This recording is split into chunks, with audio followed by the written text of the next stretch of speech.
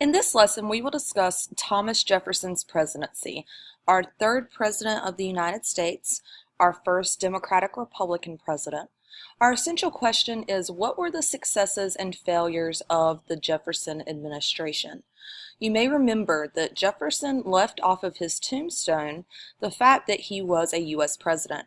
It was not a position that he left this world being proud of, and that is because of some of the failures that he experienced. However, there were some successes that we will discuss as well. So let's start with the election of 1800.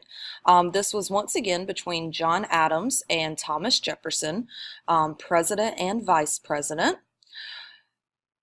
You'll recall from the lesson on Adams' presidency, he didn't have a lot go right for him. So he really doesn't have a chance in this election. So what happens is the Democratic Republican who was supposed to run as Thomas Jefferson's running mate in order to secure the presidency and the vice presidency ends up secretly running for president as well. So the election of 1800 was a tie between Thomas Jefferson and his running mate Aaron Burr, both Democratic Republicans. The Constitution says that in the event of a tie, the House of Representatives decides. Y'all, the House of Representatives voted 36 times. The first 35 times, it resulted in a tie.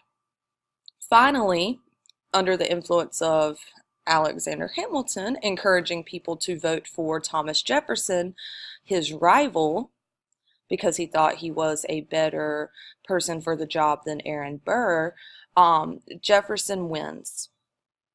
So Jefferson wins. Aaron Burr is the vice president, these men who just were running against one another. So once again, we have a situation where the election, the system we have for electing president and vice president does not work.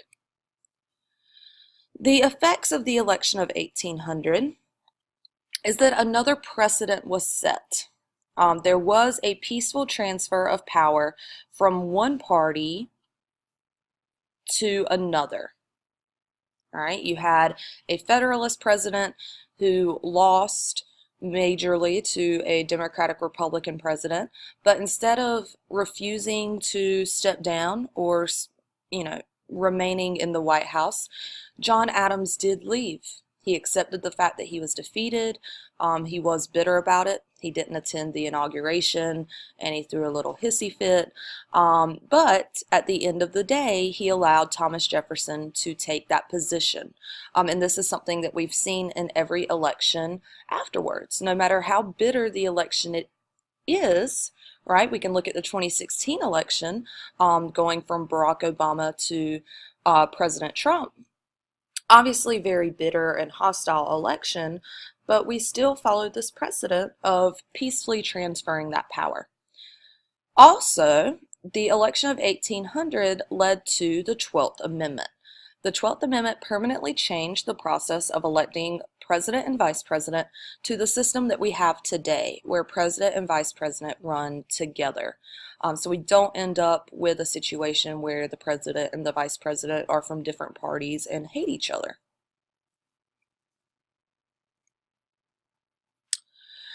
As Vice President of the United States, Aaron Burr ends up killing Alexander Hamilton in a duel that we see pictured here. Burr and Hamilton had been feuding for a very long time. Alexander Hamilton helped defeat Aaron Burr for the presidency, and then a couple of years later he helped defeat Burr running for governor of New York. So after exchanging a few harsh words, these men challenge each other to a duel. If you want to watch that video, it's Lin-Manuel Miranda, the creator of Hamilton, introducing Alexander Hamilton's life through the lens of Aaron Burr, his political foe. In 1803, we have our first landmark Supreme Court case, Marbury versus Madison. This court case established judicial review. Basically, it gives the Supreme Court its main power. You'll remember that the Constitution was very, what's the word that I'm looking for? They didn't explicitly lay out the judicial branch the way that they did the executive and the legislative branches. So we know the Supreme Court today for establishing whether laws are constitutional or not. This is the court case that gave the Supreme Court that power. John Marshall was the Chief Justice of the Supreme Court at this time, and he used loose interpretation to define the powers of the Supreme Court. So he used the idea that government has any power that's not explicitly denied to say that the Supreme Court has the power to decide whether laws that are passed are constitutional or not. Also in 1803, the United States purchases the area of Louisiana from France. So this land had belonged to Spain after the French and Indian War, but because of that secret treaty made between Spain and France, it has since gone back into the possession of France. Whenever France gains this land, Pinckney's treaty that we made with Spain, which guarantees our rights to the Mississippi River and New Orleans, once again go away because now a different country owns that land.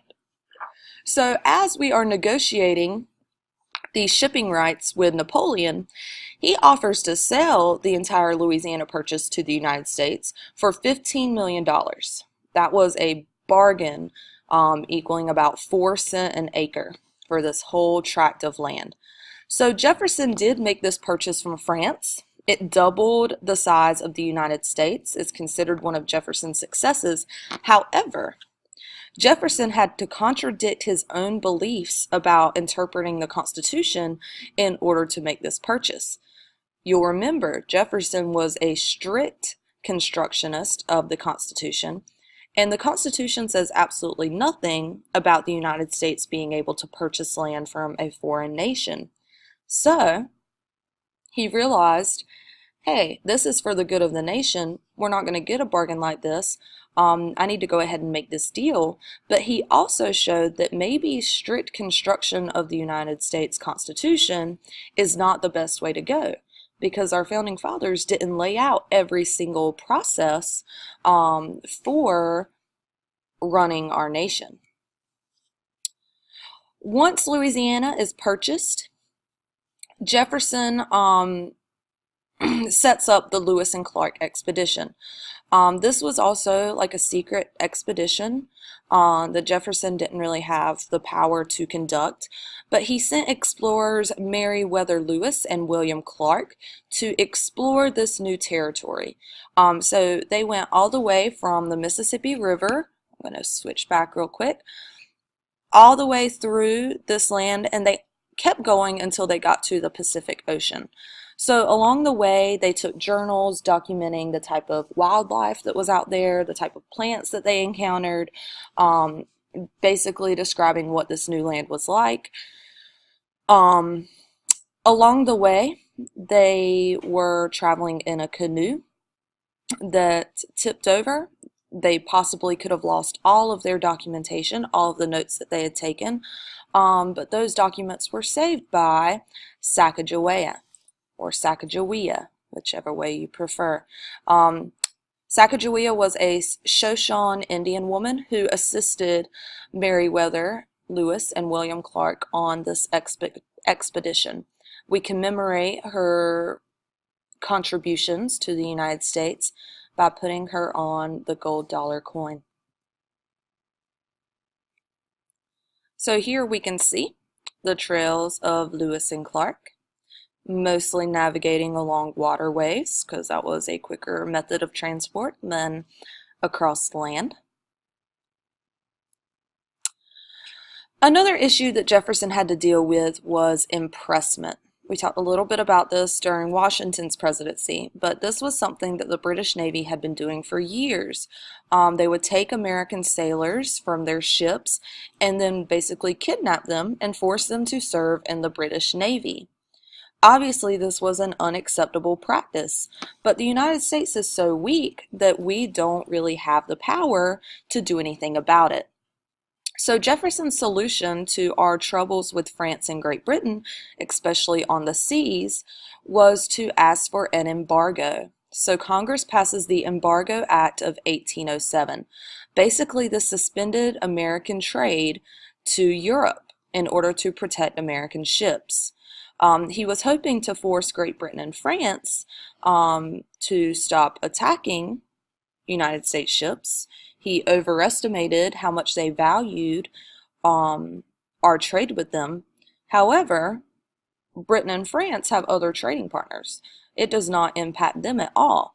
But for the amount of time that this embargo is in place, we see a massive drop in the U.S. economy. We see it begin to decline right here in 1807. So this would definitely be considered a failure of Jefferson's presidency. Let's look at a cartoon that represents the Embargo Act. So this is a dude that's trying to smuggle goods to sell, to trade. And he says, "Oh, this cursed, oh, grab me." We can see that this turtle is grabbing him, but what the heck is an "oh, grab me"? If you read the word backwards, you see that it spells embargo.